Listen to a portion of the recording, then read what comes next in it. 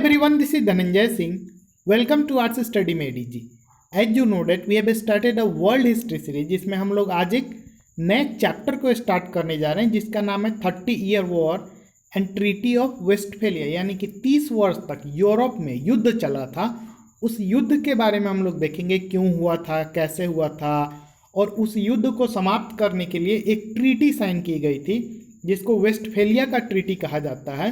तो उस ट्रीटी के क्या क्या प्रोविजंस थे, क्या क्या प्रावधान थे, उसको हम लोग आज के लेक्चर में डिस्कस करेंगे। तो चलिए स्टार्ट करते हैं आज का लेक्चर। ये लेक्चर 1 है, इसमें बेसिकली 2 ही लेक्चर आएगा। एक तो ये वाला लेक्चर जिसमें हम लोग इस ट्रीटी के बारे में और ये जो 30 ईयर वार चला था उसके बारे में देखेंगे, और दूसरा 30 ईयर वार का क्या क्या प्रभाव पड़ा था, क्या असर पड़े थे, उसके बारे में हम लोग डिस्कस करेंगे। इसके अलावा अगर आपने रिफॉर्मेशन मूवमेंट यानी कि धर्म सुधार आंदोलन के लेक्चर्स को नहीं देखा है तो डिस्क्रिप्शन में आपको प्लेलिस्ट का लिंक मिल जाएगा, वहाँ से जाकर के आप पहले उसको देख लीजिए, क्योंकि 30 ईयर वॉर का जो बैकग्राउंड था, जो उसका मेन रीजन था, वो रिफॉर्मेशन में ही छुपा हुआ है। तो आपको वो देखना जरूरी है, और रिफॉर्मेशन से पहले आपको पुनर्जागरण को समझना जरूरी है। यानी कि ये पूरा एक सीरीज चल रहा है और आपको पूरे सीरीज को कवर करना पड़ेगा, क्योंकि आप एक को छोड़ करके दूसरे को नहीं समझ सकते। तो डिस्क्रिप्शन में लिंक है, आप जाकर के उसको चेकआउट कर लीजिएगा। इसके अलावा अगर आपको पीडीएफ चाहिए तो टेलीग्राम चैनल का भी लिंक मिल जाएगा, वहाँ से आप इजीली पीडीएफ को डाउनलोड कर सकते हैं। तो ये जो 30 ईयर तक युद्ध चला था, 30 वर्ष ये जो युद्ध के नाम से जाना जाता है, ये सबसे लंबा चलने वाला युद्ध था यूरोप के इतिहास में। ये 1618 में स्टार्ट हुआ था और 1648 ईस्वी तक चला था। ये जो युद्ध का मेन सेंटर था वो यूरोप का सेंट्रल पार्ट था, यानी कि यूरोप जो कंटिनेंट है उसका जो बीच वाला पोर्शन है जिसमें मेनली जर्मनी आता है, वो इस युद्ध का 30 वर्षीय युद्ध का सेंटर पॉइंट था। इस दौरान हुआ ये 30 वर्ष में बहुत सारे युद्ध लड़े गए, किसके बीच में? प्रोटेस्टेंट और कैथोलिक के बीच में। जैसे हम लोगों ने धर्म सुधार आंदोलन में पढ़ा था ना कि धर्म सुधार आंदोलन क्यों हुआ था, क्योंकि जो कैथोलिक चर्च था, पहले से जो चर्च का व्यवस्था चला आ रहा था उसमें बहुत सारी कुरीतियाँ थी, उसको बदलाव किया गया और बाद में जो है चर्च 2 भागों में टूट जाता है, एक कैथोलिक और दूसरा प्रोटेस्टेंट। तो अब इन दोनों के बीच में जो है बहुत सारे विचार जो है नहीं मिलते थे, इसको लेकर के अब एक तरह से शत्रुता पैदा हो गई और दोनों में हमेशा युद्ध होते रहता था।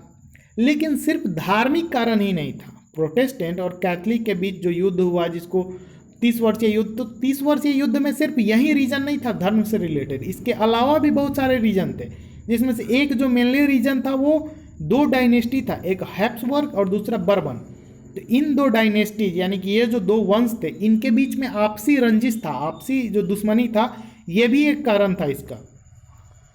आगे देखते हैं 1555 में, अब ये युद्ध चल रहा था तो 1555 में एक संधि किया गया था जर्मनी में जिसको ट्रीटी ऑफ ऑक्सबर्ग नाम से जाना जाता है। ये हम लोग देखिए 30 वर्षीय युद्ध 1618 से 48 तक चला था, लेकिन इससे पहले जर्मनी में 1555 में ही एक संधि हुई थी जिसको ऑक्सबर्ग की संधि के नाम से जाना जाता है। तो पहले से भी कैथोलिक और प्रोटेस्टेंट के बीच में जो कन्फ्लिक्ट चला आ रहा था, यानी कि उनके बीच में विवाद तो था, तो उस विवाद को सुलझाने के लिए ये संधि साइन किया गया था। लेकिन ये संधि बहुत जल्दी फेल हो गया, यानी कि लोग इस संधि के बातों को नहीं माने और ये संधि जो है ज़्यादा समय तक शांति कायम करने में सक्षम नहीं रहा। क्यों? क्योंकि 2 गुट था, एक लूथरवादी और दूसरा कैल्विनवादी, यानी कि लूथरिस्ट और कैल्विनिस्ट। तो हुआ ये कि जो लूथरिस्ट थे उनको राइट ऑफ रिलीजियस फ्रीडम दे दिया गया था, यानी कि जो धर्म से रिलेटेड जो भी अधिकार थे उनको दे दिए गए थे, लेकिन कैल्विनिस्ट को ये अधिकार नहीं दिया गया था। अब जब एक ग्रुप को आप कोई अधिकार देते हो और दूसरे ग्रुप को नहीं दोगे तो वो क्या करेगा? बार बार उसका विरोध करेगा, और विरोध करेगा, कुछ समय बाद आएगा जो पूरा का पूरा ट्रीटी को ही नहीं मानेगा वो।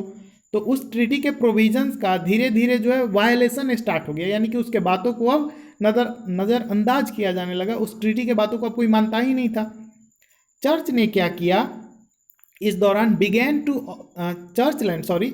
प्रोटेस्टेंट जो रूलर थे, ठीक है, जो प्रोटेस्टेंट रूलर थे, यानी कि ऐसे रूलर जो प्रोटेस्टेंट धर्म में विश्वास रखते थे, उन्होंने चर्च के ज़मीनों पे कब्जा करना स्टार्ट कर दिया और इस तरीके से एक फेडरेशन बन गया था जिसमें वे अपने पावर को स्ट्रेंथन करना चाहते थे। यानी कि प्रोटेस्टेंट वाले चाह रहे थे कि वो अपनी पावर को ज़्यादा से ज़्यादा इंक्रीज करे, अपना जो प्रभाव है उसको अधिक से अधिक बढ़ाए।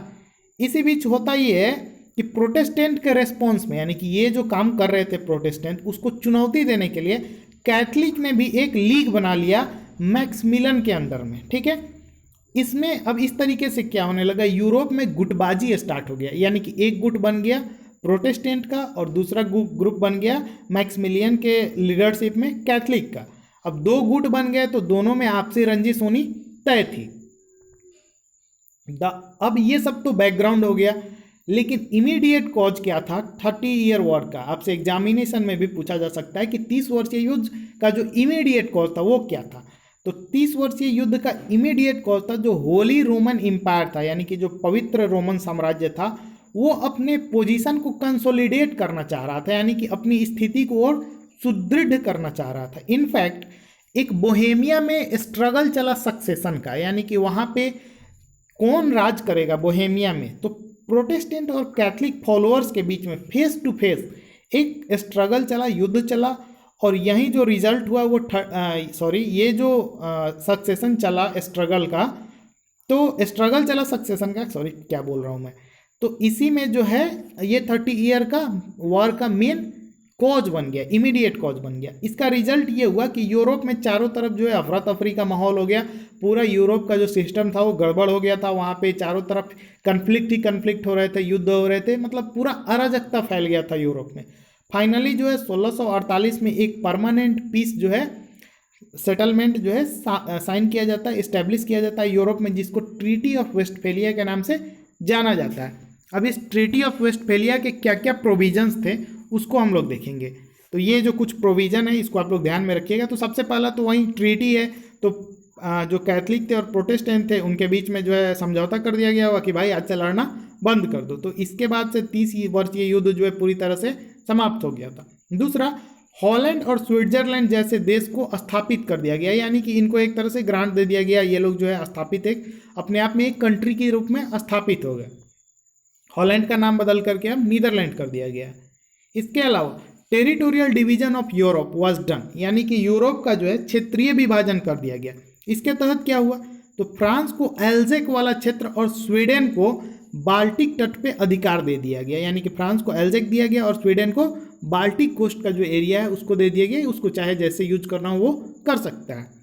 Under this treaty external organisation of Holy Roman Empire was maintain, यानी कि जो पवित्र रोमन साम्राज्य था उसका जो बाह्य संगठन था उसको तो मेंटेन रखा गया, लेकिन होली रोमन एम्पायर के जो मेंबर स्टेट थे उनको यूनिवर्सल राइट दे दिया गया, यानी कि सार्वभौमिक अधिकार दे दिया गया।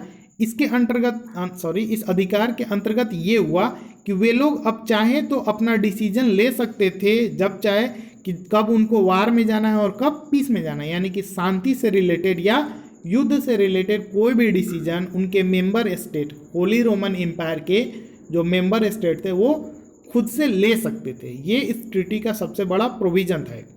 इसके अलावा जो ऑक्सफोर्ड की संधि याद की गई थी, याद कीजिए 1555 में, जिसमें कैल्विनिस्ट को उनको रिलीजियस फ्रीडम का राइट नहीं दिया गया था, तो इस ट्रीटी में जो है कुछ बदलाव करके और कैल्विनिस्ट को भी जो है राइट टू रिलीजियस फ्रीडम प्रदान किया गया।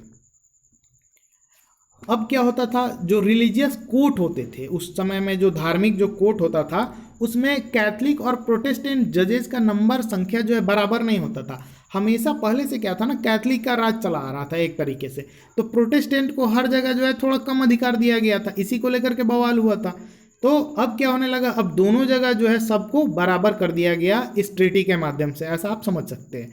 तो रिलीजियस कोर्ट में भी दोनों के संख्याओं को, दोनों के जो जजेस थे उनके संख्याओं को बराबर कर दिया गया, यानी कि अगर 5 कैथलिक है तो 5 प्रोटेस्टेंट भी होंगे। ये नहीं कि 6 कैथलिक और 4 प्रोटेस्टेंट या 6 प्रोटेस्टेंट 4 कैथलिक, ऐसा नहीं, सबको बराबर कर दिया गया।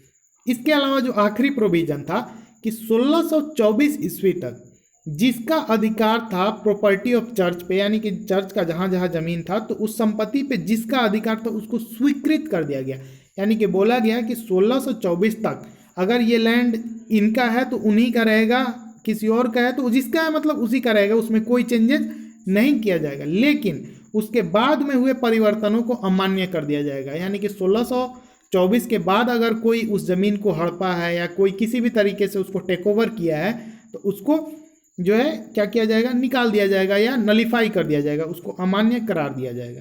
तो आज के इस लेक्चर में इतना ही। नेक्स्ट लेक्चर में हम लोग 30 वर्षीय युद्ध के परिणाम को देखेंगे।